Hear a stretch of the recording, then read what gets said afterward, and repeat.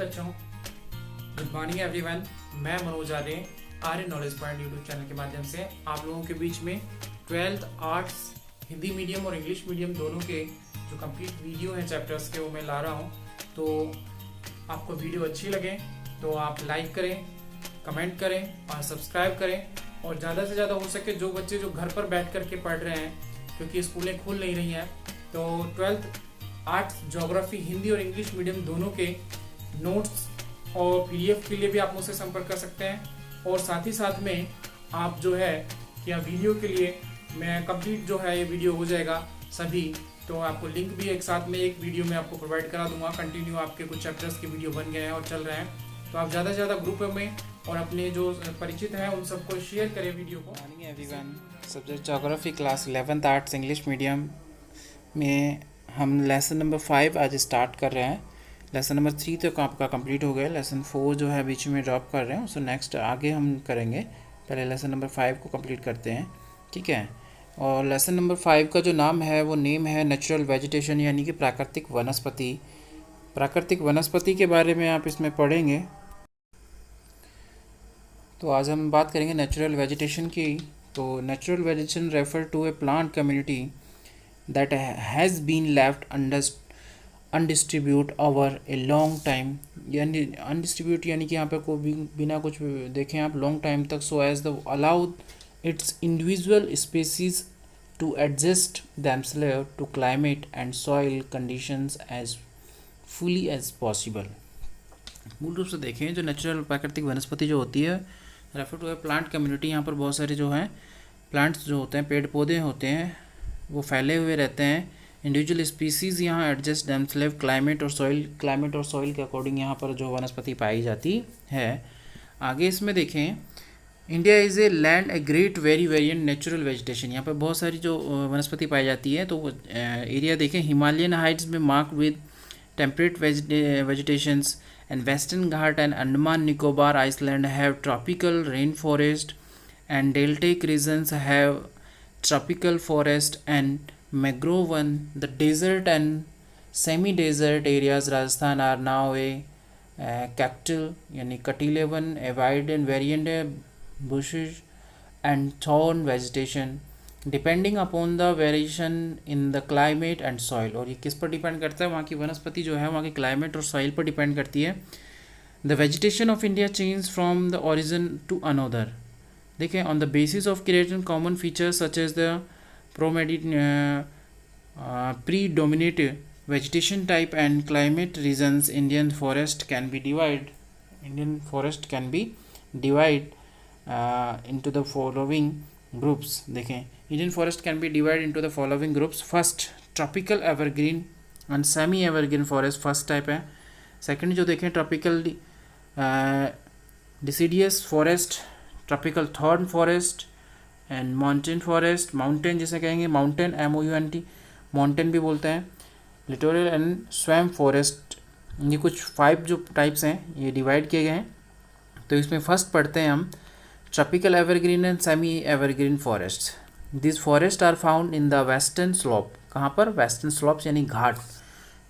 To the western Ghat hills of the northeastern regions and Andaman and Nicobar Island. They are found in warm and humid area with an annual precipitation of over 200 centimeter। यहाँ पर जो वर्षा का जो मात्रा होती है वो 200 सेमी and mean annual temperature above 22 degree Celsius.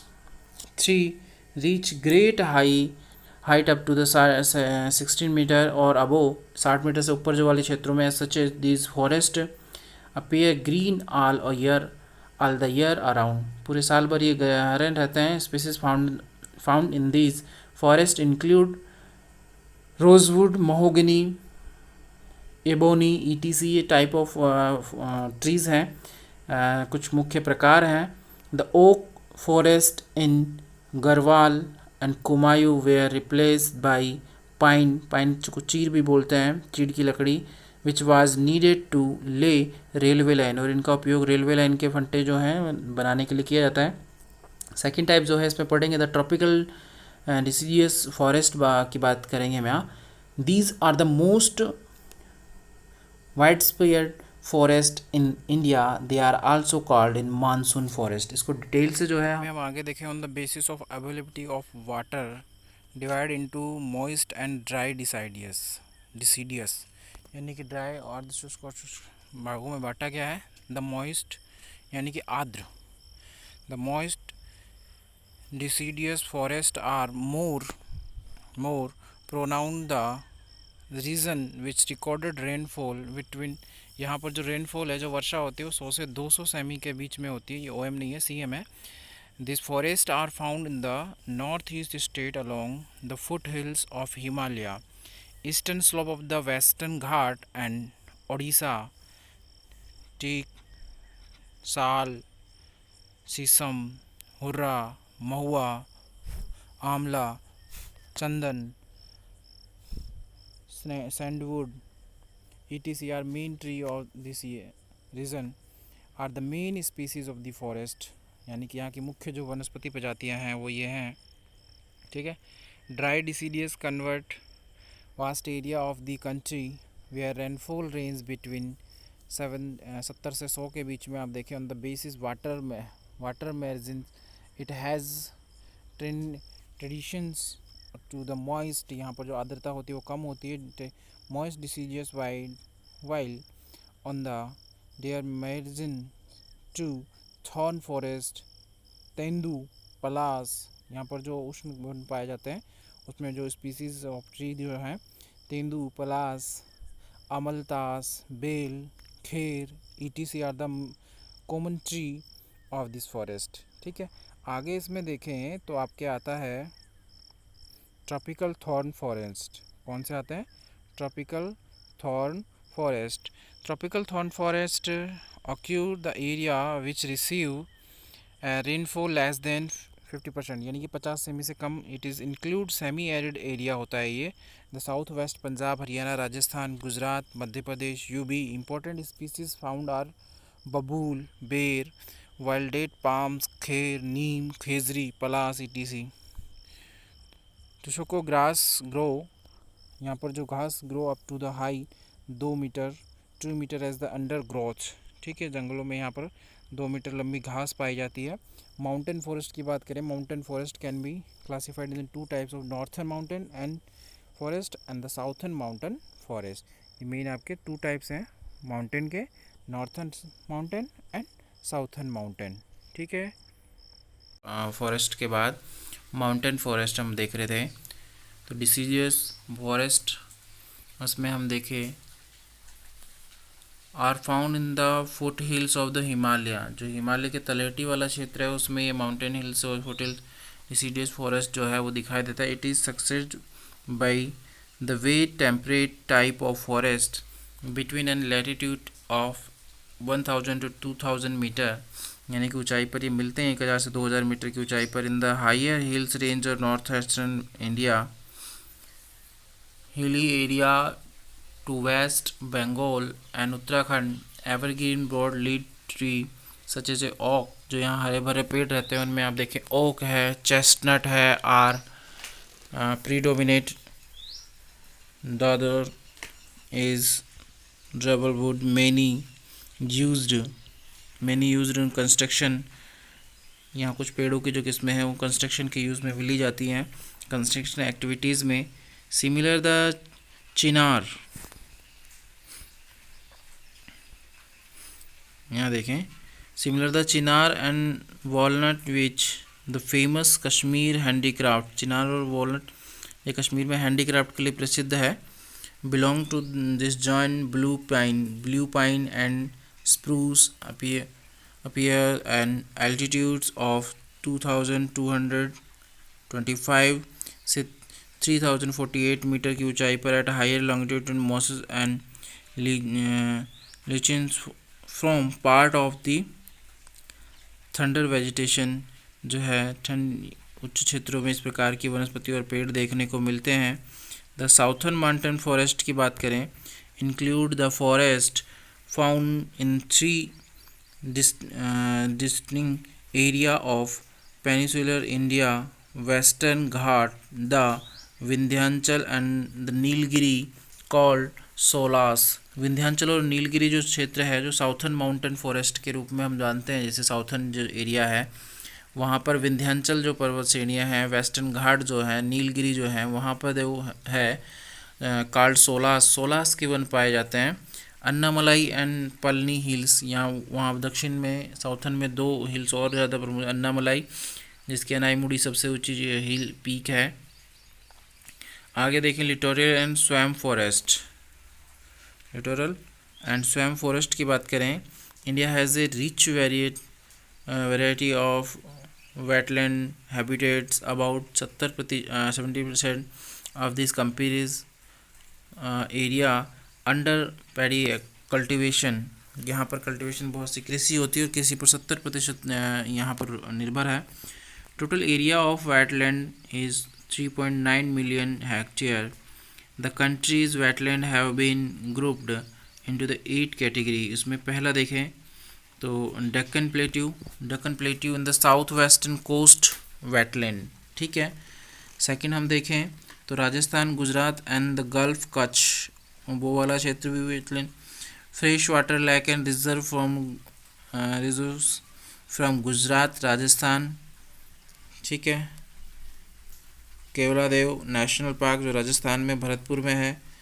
The delta wetland and lagoon of India's east coast, जिसमें चिल्का झील। पांचवा देखें the fresh water of the Ganga plain, the foot plain of the Brahmaputra. इनमें ये जो आपके फॉरेस्ट हैं वो पाए जाते हैं। आपके जो फॉरेस्ट टाइप चल रहे थे उसमें आपके फॉरेस्ट के जो सभी टाइप हैं वो कंप्लीट हो गए थे। The lake and river of the mountain region of Kashmir and Ladakh, ठीक है। जो lake and river of the mountain region जो है वो कौन सा है, कश्मीर और लद्दाख वाला क्षेत्र है। द मैग्रोव फॉरेस्ट जो है, मैग्रोव वनस्पति जो है, मैग्रोव वन जो है, एंड अदर वेटलैंड और island area of Andaman Nicobar जो क्षेत्र है, आइसलैंड है वो है। In India the mangrove forest separate over 6,714 square kilometre which is 7% of the world mangrove forest in India.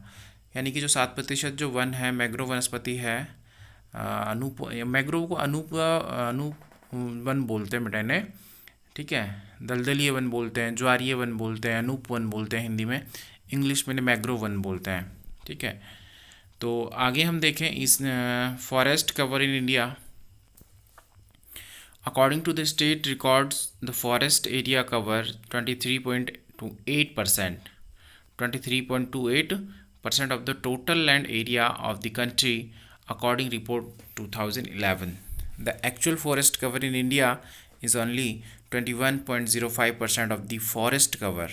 कितना है मात्र 21.05% of the forest cover. The share of dense and open forest area 12.29 and 8.75 respectively, and Lakshadweep has 0. Lakshadweep में 0 forest area. Andaman Nicobar Island in Iceland have 86.93%. Most of the state with less than 10% of the forest area lie in the north and northwestern part of the country. These are Rajasthan, Gujarat, Haryana and Delhi. The northern eastern state have more than 13% of the land under forest. देखिए most of the state less than 10%, जो यानी कि 10% से भी कम जो है one पाए जाते हैं, वो area of the forest area lie in the north and northern western part of the country. North और नॉर्थन वेस्टर्न पार्ट में है।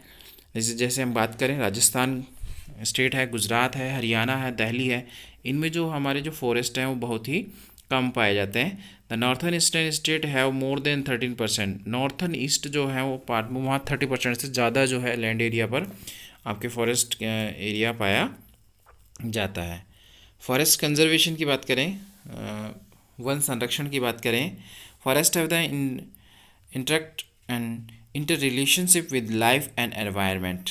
This provide numerous direct and indirect, ये बहुत सारे फ़ायदे जो हैं डायरेक्ट इनडायरेक्ट और disadvantage of tour economic and society. According the government of India responds to have a nationwide forest conservation policy and adopted a forest policy in 1952.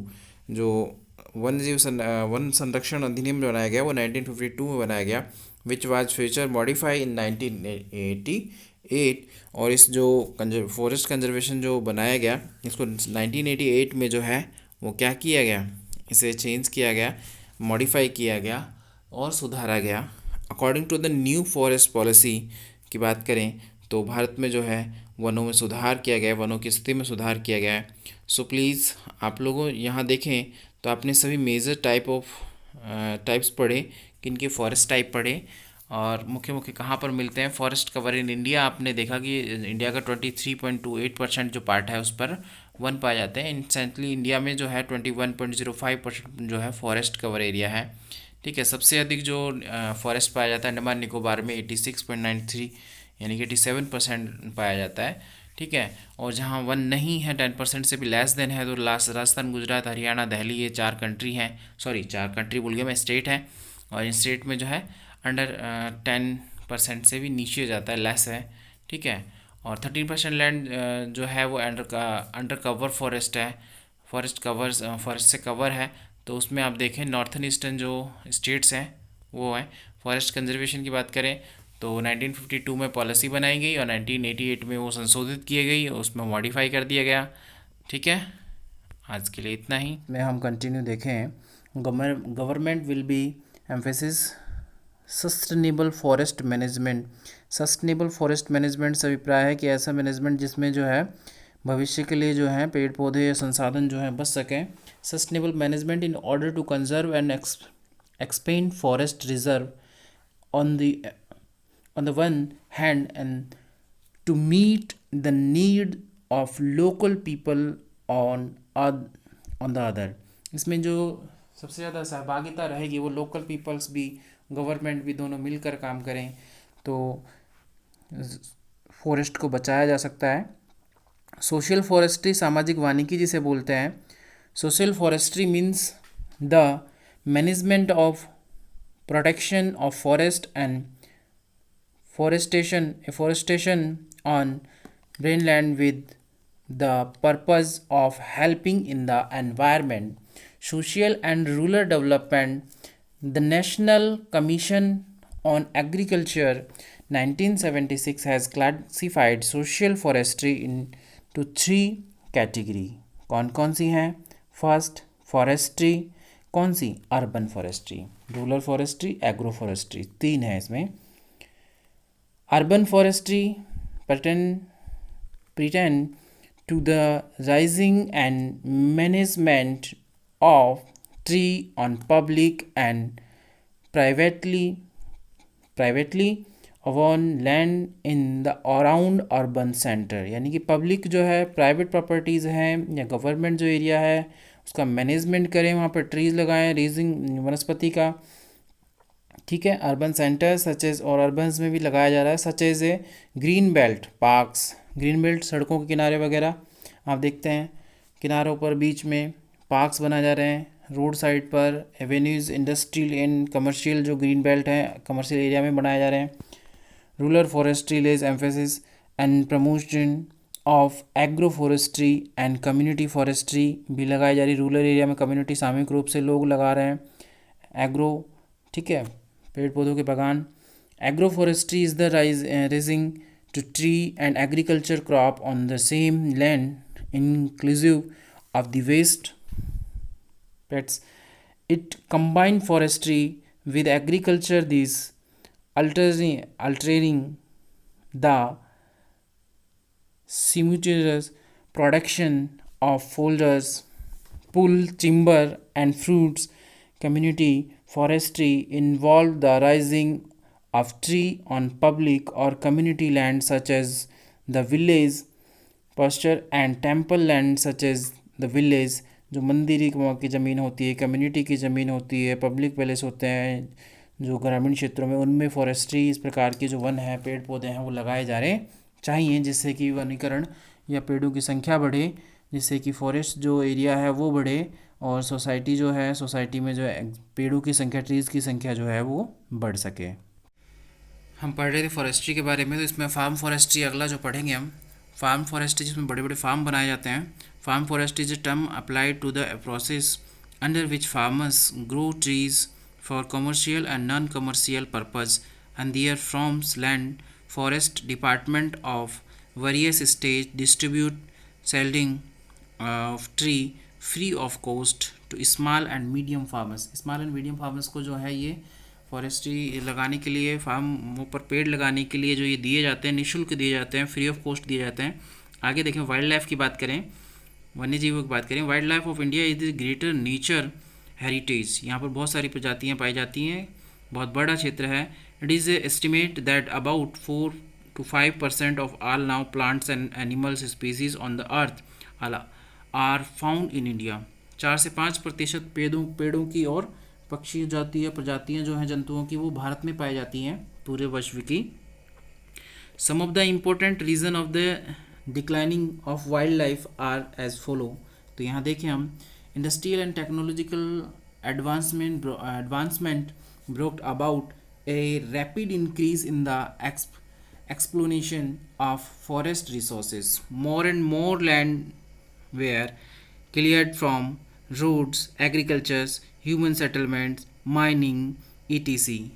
आगे देखें, pressure on forest mountain due to lopping for folders and fuel wood and removal of small timber by the local people। जलाने के लिए, agriculture के लिए, human settlement, आवास के लिए लोग पेड़ों को काटे जा रहे हैं। Gracing bye domestic kettles causes on adverse effect on wild life and inhabited. Grazing के लिए, कृषि के लिए आप देखें, और पशुपालन के लिए आप देखें, डोमेस्टिक कैटल्स यानी कि पालने के लिए आप देखें, तो वाइल्ड लाइफ एंड हैबिटेट्स के लिए ये काटे जा रहे हैं पूरा। Hunting now commercial poaching is rampant. यहाँ पर देखिए, हंटिंग जो है, शिकार किया जा रहा है जानवरों का। इंसिडेंस इज़ रैम्पेंट, ठीक है। आगे देखिए, wild life conservation of India की बात करें। In the 1972 a comprehensive wild life act was enacted, बनाया गया, विच प्रोवाइड्स द रूल्स। इसमें बहुत सारे रूल्स बनाए गए, जिसमें क्या है कि वाइल्ड लाइफ यानी कि जो वन्य जीव हैं उनके संरक्षण, और फॉरेस्ट्री जो है, फॉरेस्ट जो है, उनके रिजर्वेशन के लिए, कंजर्व करने के लिए, रिजर्व करने के लिए ये सब बनाया गया रूल 1972 में, 1972 में ये रूल बनाया गया, ठीक है। Wild life conservation of India, जिसमें हमने पढ़ा था in 1972 a comprehensive wild life act was enacted which provide the main legal framework from conservation and protection of wildlife in India. The country classified as national parks, sanctuary and closed area। जो wild life conservation area में देखें, वो conservation जो India में देखें, तो 1972 में एक अधिनियम पारित किया गया, एक एक्ट बनाया गया, उसके तहत कंजर्वेशन यानी कि संरक्षण किया गया, प्रोटेक्शन किया गया वाइल्ड लाइफ का। द कंट्री क्लासिफाइड, और उसमें बांटा गया नेशनल पार्क्स, राष्ट्रीय उद्यान, सेंचुरीज एंड क्लासिफाइड एरिया, जो क्लोज्ड एरिया जो है। This act has been comprehensively amended in 1991, making punishment more stringent and has also made provisions for the protection of specified plant species and conservation of and degraded species of wild animals। The provision of protection यानी कि सुरक्षा के लिए जो जंगली जानवर हैं और स्पीसीज जो प्रजातियां हैं उनकी सुरक्षा के लिए ये नियम बनाया है, कानून बनाया गया। There are 103 national parks in 535 wild life sanctuaries in the country. The tiger project has been implement since 1973। जो भारत में जो है टाइगर प्रोजेक्ट बनाया गया। The main object of schemes in ensure maintenance of variable population of tiger in India. जो tiger की जो population है उसको इंडिया में बनाए रखा जाए और बढ़ाया जाए, इसके लिए कंजर्वेशन किया गया, ये टाइगर एक्ट बनाया गया, ठीक है, इम्प्लीमेंट टाइगर प्रोजेक्ट बनाया गया। आगे हम देखें four scientific, aesthetic, cultural and ecological values. The tiger population in the country has registered an increase from 1411 in 2006 to 1706 जो है 2011 में हो गई बढ़ करके। इस कारण से प्रोजेक्ट एलिफेंट बनाया गया, was launch in 1992 in assist state having free ranging population of wild elephant. The project been implement in 17 state, यानी 17 स्टेटों में ये प्रोजेक्ट एलिफेंट चलाया जा रहा है। बायोस्फीयर रिजर्व की बात करें, biosphere reserve is a unique and representative ecosystem of terrestrial and coastal area. जो टेरिटोरियल जो एरिया है, कोस्टल तटीय जो क्षेत्र है, area which are internationally recognised within the framework of UNESCO द्वारा ये बायोस्फीयर रिजर्व क्षेत्र जो है यूनेस्को जो है मेन एंड बायोस्फीयर MAB जिसे कहते हैं, man and biosphere MAB programme जो उन्होंने बनाया। There are biosphere reserve in India, then biosphere reserve have been recognised by the UNESCO on the world network of biosphere reserve क्षेत्र। आगे से पढ़ेंगे नीलगिरी बायोस्फीयर रिजर्व के बारे में। नीलगिरी जो है दक्षिणी भारत में जो हमारे जो पर्वत श्रेणियाँ हैं नीलगिरी की, ठीक है, और नीलगिरी जो है आपके ये केरला में पड़ती हैं, अन्नामलाई जो है तमिलनाडु में पड़ती हैं। तो नीलगिरी बायोस्फीयर रिजर्व क्षेत्र की बात करें तो इसमें आपके the Nilgiri biosphere reserve NBR बोलते हैं इसे, the first of the 14 biosphere reserve of India, ठीक है, वॉज द इस्टेब्लिश इन सितंबर 1986। जो ये इसे बनाया गया था 1986 में बनाया गया था। Embrace the sanctuary complex of Wayanad, Nagarhole, Bandipur and Mudumalai, the entire forest hills. यहाँ पर कुछ फॉरेस्ट हिल्स और ये कुछ क्षेत्र हैं जो रिजर्व हैं नीलगिरी बायोस्फीयर क्षेत्र में। स्लॉप्स यानी कि ढाल वाले क्षेत्र में देखें, slopes of Nilambur, the upper Nilgiri पे देखें, अपर नीलगिरी प्लेट्यू, साइलेंट वैली, यहाँ पर साइलेंट वैली पाई जाती है, इसको ध्यान रखेंगे आप। साइलेंट वैली एक फूलों की घाटी है, फूलों की घाटी वैली हिमाचल जम्मू कश्मीर की तरफ, और एक साइलेंट वैली है जो आपकी नीलगिरी में मिलती है। And the Siruvani hills, the total area of the biosphere reserve is around 5520 square kilometre, ठीक है। उसके बाद जो दूसरा रिजर्व क्षेत्र आता है वो आता है नंदा देवी। कौन सा आता है? नंदा देवी। नंदा देवी जो है the Nanda Devi biosphere reserve situated in Uttarakhand. ये कहाँ पर है नंदा देवी? उत्तराखंड में है। Include part of Chamoli, Almora, Pithora and Bageshwar districts. A few important species are silverweed and orchid. यहाँ पर मुख्य जो आपके पौधे पाए जाते हैं पिथौरा, अल्मोड़ा, ये सब वहीं आपके देखें उत्तराखंड की क्षेत्र हैं। Few important species are silverwood जिसे कहते हैं, ऑर्चिड है लाइक लैटिफॉइल्स एंड रोडेंड्रॉन जो है वृक्षों की प्रजाति है ये। The biosphere reserve has a rich fauna, for example rich fauna, or for example the show leopard, black bears, brown bear यहाँ मिलते हैं, musk deer, snowcock and golden eagle, स्वर्ण ईगल बाज एंड ब्लैक ईगल जो है नंदा देवी reserve जो area है इसमें पाया जाता है। गल्फ ऑफ मन्नार की बात करें, मन्नार की खाड़ी जो श्रीलंका वाले और भारत के बीच में है।